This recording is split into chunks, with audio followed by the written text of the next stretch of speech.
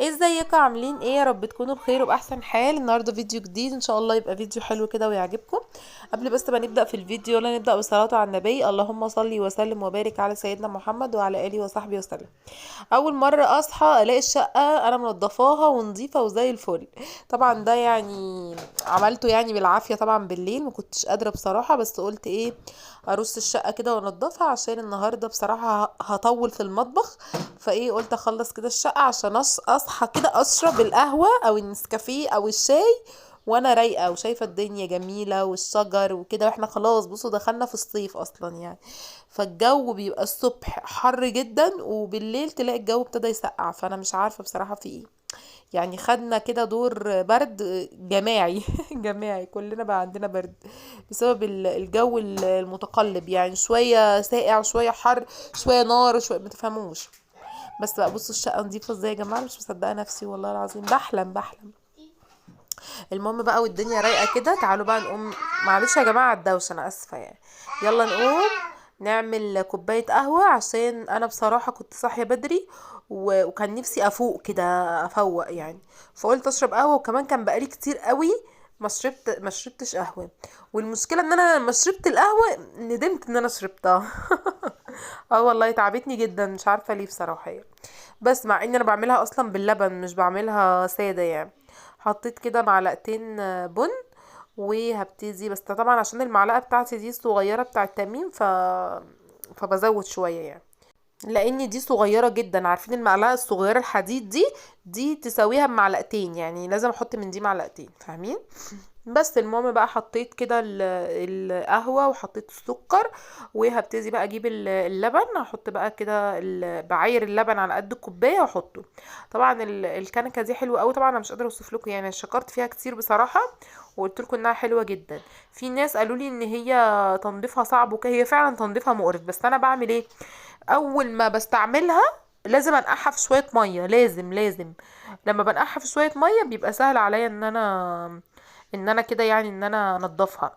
وكمان لازم تكوني وانتي بتغسليها لازم بعديها تنشفيها، عشان ما تتكهربيش لما تيجي تحطيها في الكهرباء يعني نشفيها كده الاول بفوطه وكده وسيبيها تنشف بس شويه كده، عشان لما تيجي تحطيها وهي لسه مبلوله كده ممكن تتكهربي يعني. فخدي بالك يعني. بس المهم هقلب كده اول بس حبه كده، وبعد كده هسيبها بقى هي هتعيش مع نفسها، وبتعمل وش على فكره حلوه قوي قوي قوي.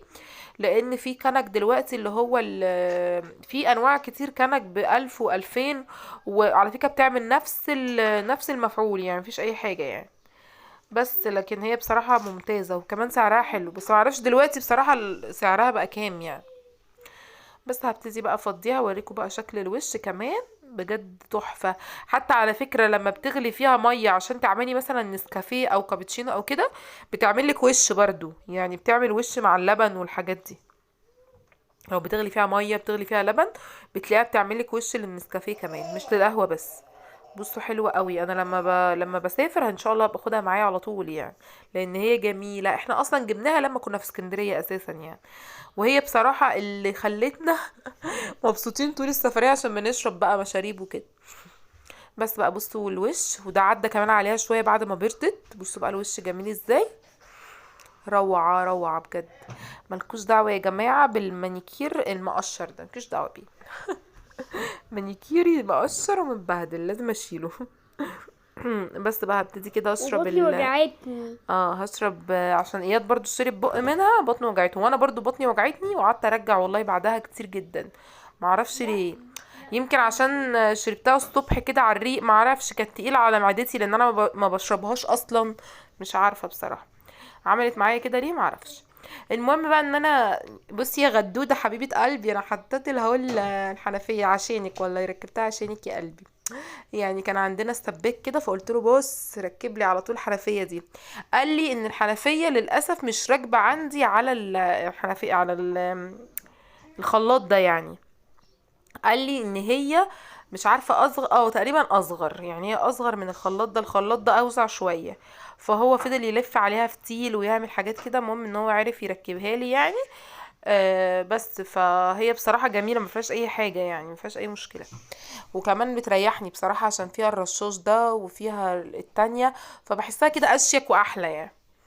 بس المهم بقى ايه، هبتدي كان عندي شويه مواعين بسيطه كده مطرح الفطار وكده، هبتدي كده اعملها. وهنعمل النهارده غدا حلو جدا هيعجبكم برضو ان شاء الله يعني. فكملوا معايا الفيديو ان شاء الله يعجبكم. بس اهم حاجه تدوسوا اللايك. فين لايكاتكم يا جماعه؟ الفيديوهات مبقاش فيه لايكات، مبقاش فيه كومنتات، مبقاش فيه اي حاجه. من فضلكم اضغطوا لايكات كتير للفيديو يعني، ادعموا الفيديو كده باللايكات، بالشير، بالتعليقات كده يعني. بس بقى هبتدي كده اغسل شويه المواعين دول، لان انا بحب ان انا قبل مثلا ما ابدا في الغدا يبقى الدنيا نظيفه ومترتبه ومفيش مواعين عشان تعرفي تعملي الاكل.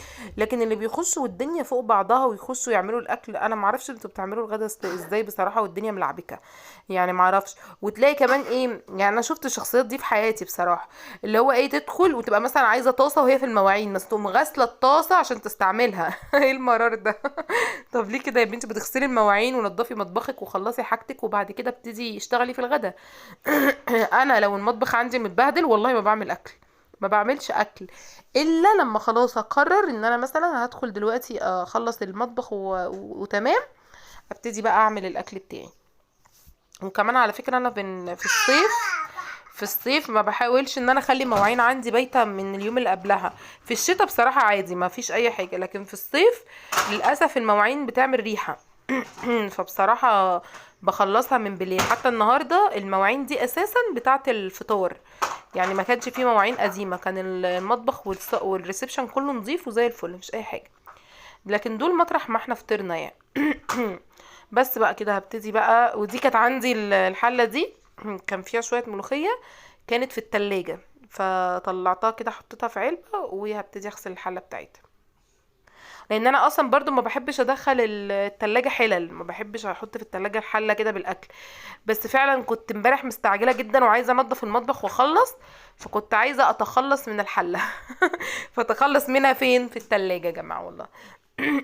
بس المهم بقى ايه، خلصت كده هبتدي بقى اصبن الحوض وهبتدي اعمل الغدا. بصوا بقى، جبنا كده فرختين صغيرين، مش عارفه بيتقال عليها شامورت ولا ايه، اللي هم الصغننين قوي دول اللي هم شبه الحمام شويه. فقلنا نعملهم ايه، قالوا لي احنا عايزينها محشيه. محشيه ايه يا ولاد الحلال؟ ما عنديش فريك. قالوا لي لا، ما احنا عايزينها رز. فهنعملها محشيه رز ان شاء الله. بس مع اني انا من عشاق الحمام او البط او الفراخ محشيين فريك. معرفش، في ناس كتير ما بتحبش الفريك على فكره، بس انا بعشقه بعشقه، بحبه جدا جدا جدا. بس بقى بص، طلعت الفراخ طبعا وغسلتها كويس. الفرخه كده هي على فكره صغيره جدا، ما اعرفش طالعه، حاسه ان هي طالعه كبيره ولا ايه، ما اعرفش. المهم بقى ايه، فرغت كده اللحم من الجلد. وكانت بس هي متقطعه يعني، هي كانت اساسا الجلد بتاعها مقطع، فهوريكم دلوقتي هنعمل فيها ايه.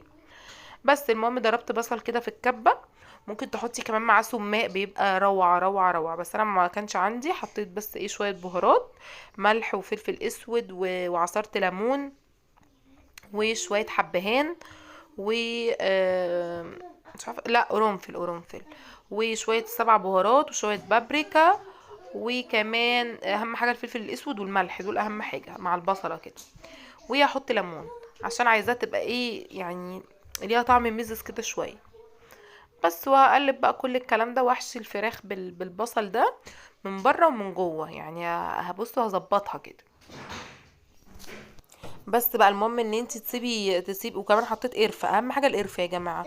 وكمان في الخلطه بتاعه الرز القرفه هو البطل، حتى لو مثلا هتحشيها فريك برضو حط لها قرفه. للناس اللي ما بتحبش القرفه خلاص ما تحطيش، لكن هي بصراحه جميله جدا. اي حشوه حمام او بط او فريك او كده بحب احط القرفه جدا.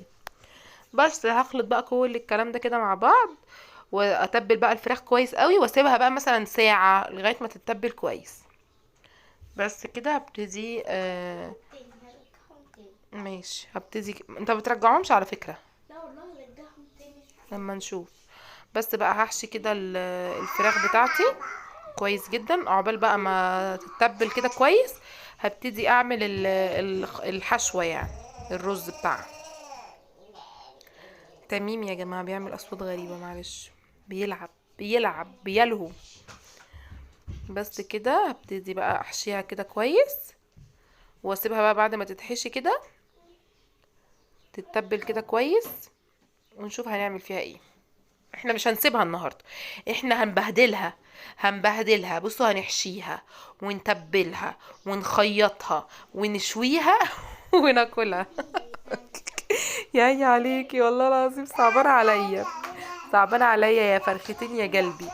بس المهم بقى دخلت كده اعمل الرز، جبت بقى معلقه سمنه كده، وهبتدي احط بقى، بس يا ايدو بس يا حبيبي، هبتدي بقى انزل بقيه البصل اللي كان في الكبه، واسيبه لغايه ما يتحمر خالص، وبعد كده احط الرز بقى واوريكم البهارات اللي هحطها عليه. طبعا انتي لو من النوع اللي بتحبي بقى الرز بتاعك محشي كبد وقوانص والكلام ده، انا ما بحبهمش ابدا. انا ماليش في الكبد اصلا، والقوانص بعرف منهم قوي قوي قوي. فللاسف يعني انا ما بحطش الكبد والحاجات دي مع الخلطه بتاعت الحشوه يعني. انتي بقى بتحبيهم عادي، قطعيهم صغير حمريهم وحطي عليهم ايه الرز عادي جدا يعني. بس هبتدي بقى انزل بالرز بتاعي، هسويه كده نص سوا، بس اوعي تهريه، ما تخلوش مستوي قوي يعني، يبقى نص سوا عشان ما يعجنش معاكي في جوه الفراخ يعني. هحط بقى بهاراتي بقى، مكعب ماجي وملح وفلفل وسبع بهارات وشويه برضو قرنفل وشويه قرفه. اهم حاجه القرفه، البطل بتاعنا القرفه. بس بقى هقلب بقى كل الكلام ده، هوريكم بقى لون الرز عامل ازاي. لونه روعه وريحته مش ممكن تاكلوه بس كده والله حاف من كتر طعمه ما حلو وريحته جميله. بس هقلبه كده كويس، ابتدي بقى اسقيه حبه ميه صغيرين قوي واسيبه بقى يستوي شويه، وبعد كده ابتدي بقى نحشي الفراخ. بصوا يا جماعه، انا مش هسلقها، انا هشويها في الفرن يعني، بس كده بتبقى طعمها احلى.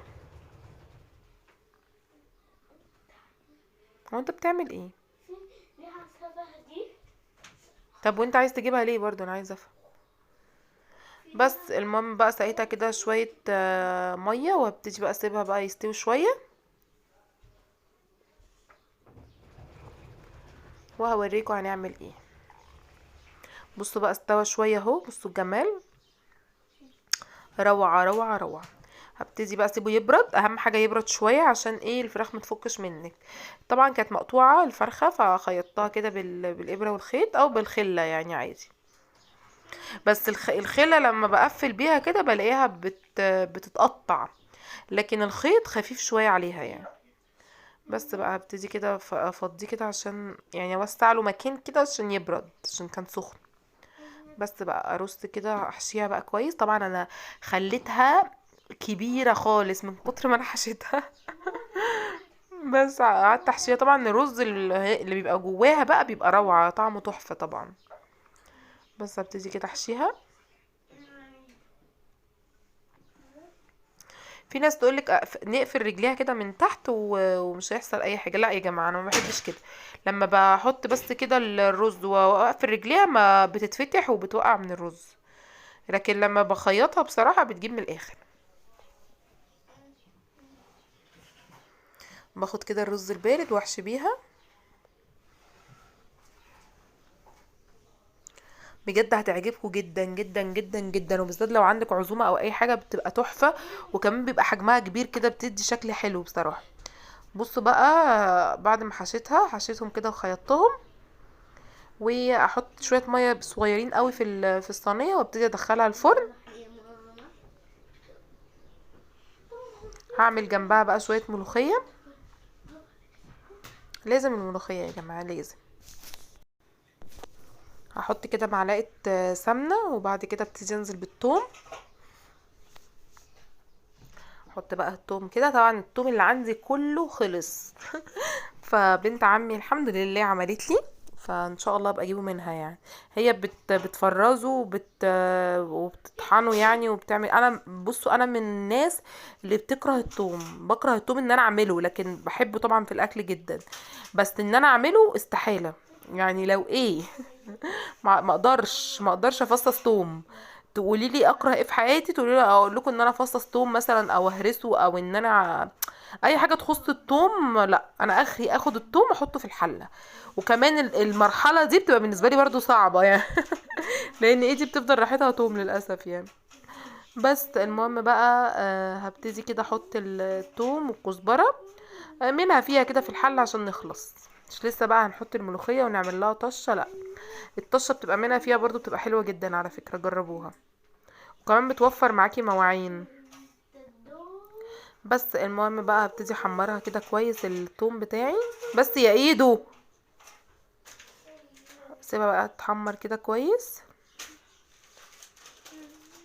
بعد كده ابتدي انزل عليها بالميه، لان انا ما عنديش طبعا شوربه عشان انا حاطه الفراخ في الفرن، فهبتدي احط مكعب ماجي كده.